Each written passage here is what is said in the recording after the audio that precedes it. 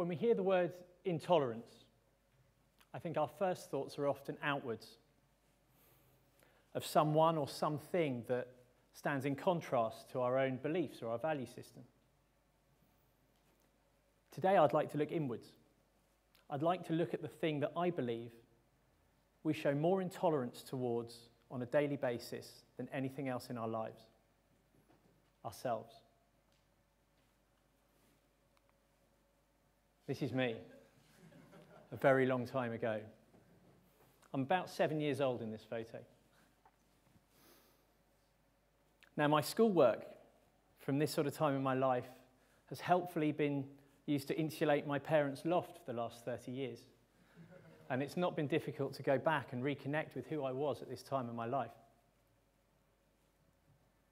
And whilst the subject matter I talk about in my reports is what you'd expect: holidays, friends, playing sport, the way I communicate it is very interesting indeed. I communicate in an entirely wholehearted way. I'm fearless as I describe my emotions, my experience of grief and of loss, of happiness and joy. I'm so proud of that little boy, because it'll be about 25 years again before I'm able to be as open and brave again. I don't know when, but sometime after that photo, something else creeps into my life. It's kind of what I would call my gremlins. I think we all have our gremlins. It's that voice that tells us that in some way we're not enough.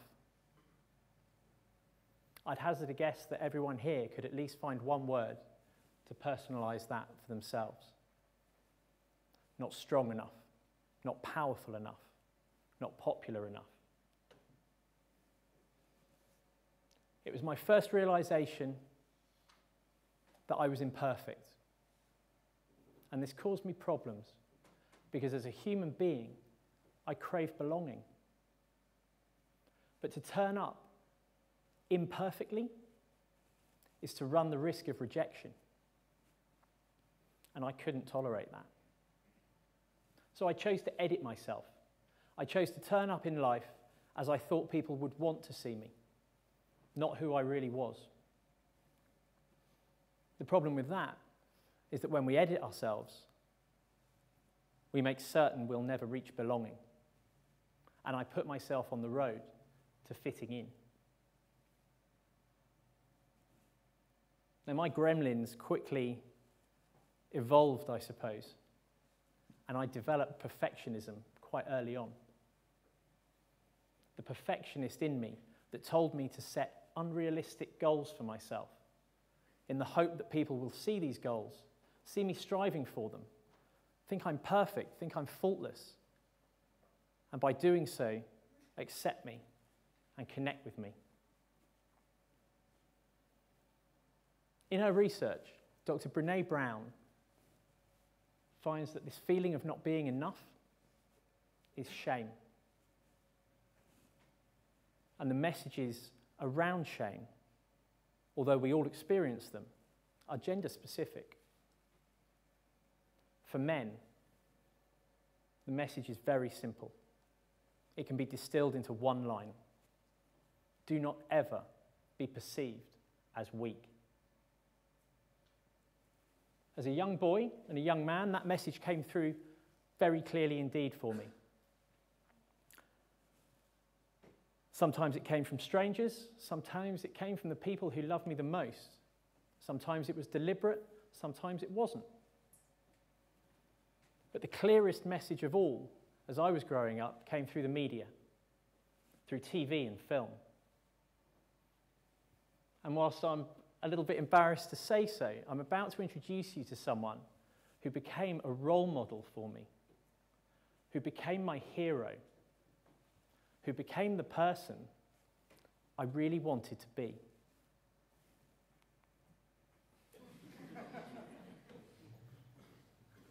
Detective Lieutenant John McClane. John McClane is all power. He is quick and comfortable with violence. He's belligerent to authority. No matter how many times you shoot him, beat him, or blow him up, he is indestructible. He is invulnerable to pain. He is resilient. Sadly, John's marriage is in tatters. He has a troubled relationship with his children. He epitomizes self-loathing. And in Die Hard 3, he admits to being one step shy of a full-blown alcoholic. But the message is, this is all part and parcel of being a hero, a strong hero. John McClane tolerates these things in his life, just so long as he doesn't tolerate the one thing we're told he can't. John McClane doesn't tolerate weakness. So it wasn't really a big surprise that I went and joined the police. And I told everyone, and I told myself, it was to make a difference. How many times do you hear that? I joined the police to make a difference. I was 22 years old when I signed up. I didn't have a clue what my core values were. I didn't know who I was. So what does make a difference mean? What sort of difference was I trying to make? The truth is, I think I joined up because I craved belonging. I saw it as somewhere I could find belonging. And I saw it offering a life that would keep me free from weakness. And as I went on in my career, I tried to distance myself more and more from weakness by specializing. And I was drawn to roles with strong, sexy titles like firearms, covert, counterterrorism. The more I specialized, the more I detached myself from weakness. The more I drove a wedge of disconnection between myself and everyone and everything in my life. It didn't make me happy. In fact, it made me really unhappy. But I didn't know what to do because only weak people ask for help. No one wants to watch a film where the hero comes home each day and falls to pieces in front of his wife because of the pain and the horror that they have seen that day. So I soldiered on. I kept it all inside, like the brave hero I was trying to be. Or at least I did, until the day before my first wedding anniversary. Because that's the day my wife and I decided to separate. It was the most shaming moment of my life. To have to tell our family and our friends that we had failed. Our marriage had failed. We had failed as husband and wife. Ironically, it was the moment in my life that I finally became my hero. John McClane meet Gareth Davies, a world-weary cop with a broken marriage, consumed by his work and without an ounce of self-worth. But these troughs in our lives, these times that we want to skip on through, gloss over, these uncomfortable times, these are when we really learn who we are, and we learn who the people are around us. My friends rallied, like you might expect, and many of them put all their effort into fixing me and making me feel better. But there was a smaller number of them who did something very different. They sat with me in my discomfort. They listened to my story without judgment. And they made me feel more loved and accepted and gave me a greater sense of belonging than I'd ever felt before. It was the moment where I realized in my life whose opinion really counts. And once I worked out who that was, I was able to let go of everybody else's. It gave me the confidence to take an honest, stark look inside at all those things I thought were perfection, or imperfection rather. It gave me the confidence to make a decision I thought would be almost impossible. And it turned out to be really easy. And in a brief moment where Hollywood actually mimics real life, I handed in my badge. The badge that represented everything I thought I should be, but it turned out the badge represented the barrier between me and everything else I could be. We'll never get rid of that gremlin, that critic inside our head. But this experience made me realize that I can be ready for it. It made me realize that I can make generous assumptions about that critic. Because let's face it, it really is just an overactive health and safety department.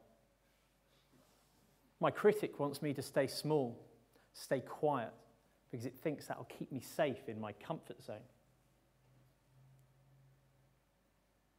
So I knew how to prepare myself and be ready for when it came along and tried to make me feel not enough. I was able to start turning up in life as I wanted to, not as I felt other people wanted me to. I was able to make some choices. I chose belonging over fitting in. Belonging. Knowing that I am loved because of my imperfections, not despite them. I chose self-compassion, not intolerance. Self-compassion, the ability to speak to myself like I would a good friend. And I choose healthy striving. The difference between healthy striving and perfectionism really comes down to one thing. Who are you doing it for? I choose not to set myself unrealistic targets in the hope of impressing other people. I choose to pursue excellence because I want to.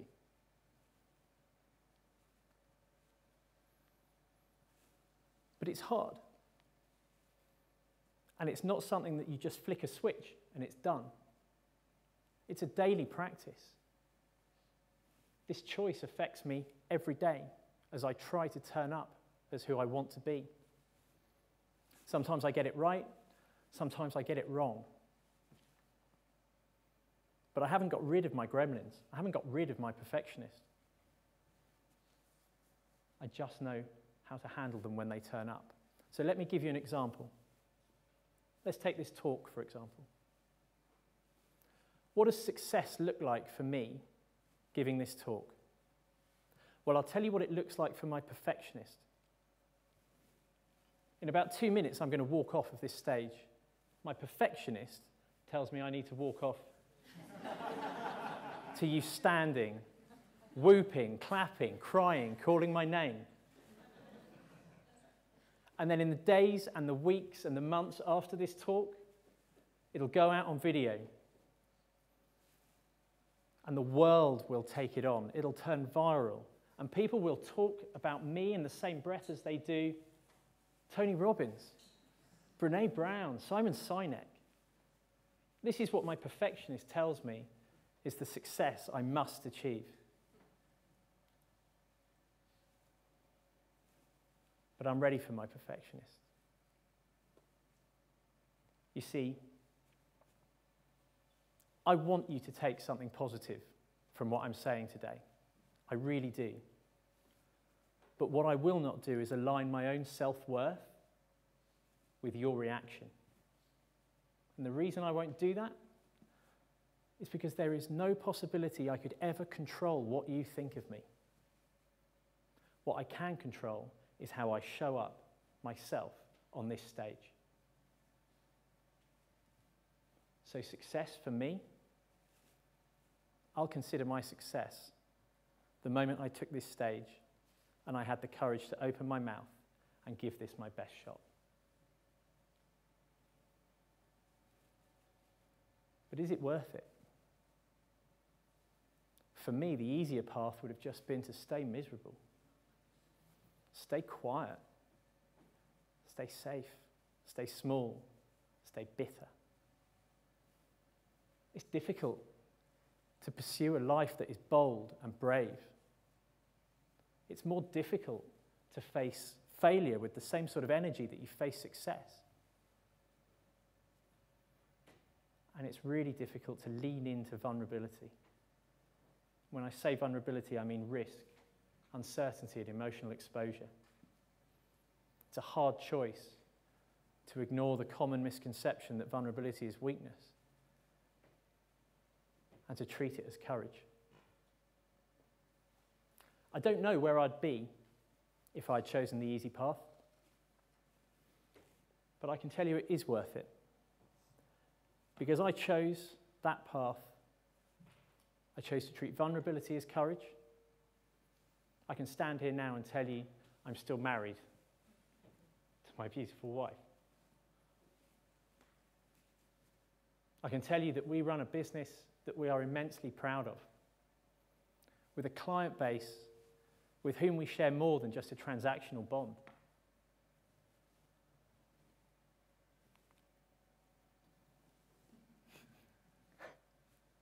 And we have this little rascal in our lives, who, if you ever need it, is the perfect example of what it really is to turn up every day in life as your true, unedited, glorious self.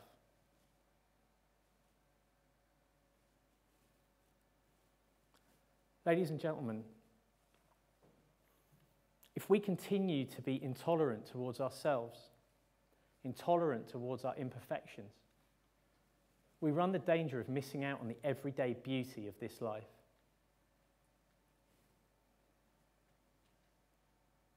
In one of my favourite songs, sung by Leanne Womack, there's the line, "When you get the choice to sit it out or dance, I hope you dance." If you take nothing else away from this talk, I hope that the next time you get that choice yourself, I hope you can be ready for your gremlins. I hope you can give yourself a break, and I hope you can let go of what other people think. And I hope you dance. Thank you very much.